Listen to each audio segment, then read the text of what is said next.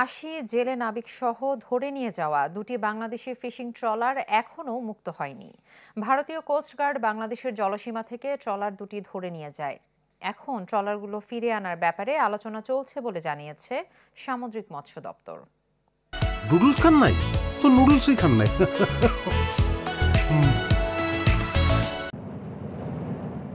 বাংলাদেশের মাছ ধরার trawler FB মেঘনা ৫ ও এফবি লায়লা ২কে ভারতের কোস্টগার্ড ধরে নিয়ে যায় সোমবার বেলা ১১টার দিকে। বিষয়টি জানাজানির পর বিকেলে শুরু হয় তৎপরতা। ঘটনার পর বাংলাদেশের কোস্টগার্ড, নৌবাহিনী এবং পররাষ্ট্র ও নৌপরিবহন মন্ত্রণালয় যোগাযোগ শুরু করে ভারতের সাথে।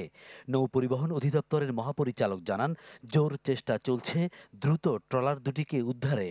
তাদেরকে ছাড়ানোর যে প্রচেষ্টা বিভিন্ন ফর্মে অব্যাহত রয়েছে। কনসার্ন যত অথরিটি আছে তারা তাদের এন্ডে চেষ্টা করে যাচ্ছেন। ইনশাআল্লাহ যখন একটা ভিজিবল অগ্রগতি জানা যাবে আপনাদেরকে জানানো হবে।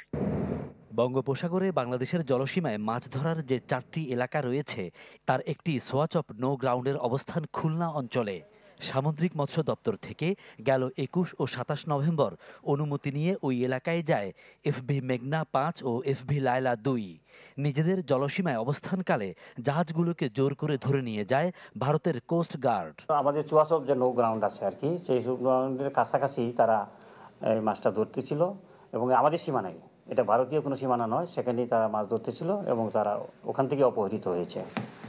C&A অ্যাগ্রোর মালিকানাধীন এফবি মেঘনায় জনবল রয়েছে ৩৭ আর এসআর ফিশিংয়ের মালিকানাধীন এফবি লায়লায় ৪৩ জন। মালিকপক্ষ জানিয়েছে মঙ্গলবার সকাল নাগাদ ট্রলার দুটিকে উড়িষ্যায় নিয়ে যাওয়া হয়েছে।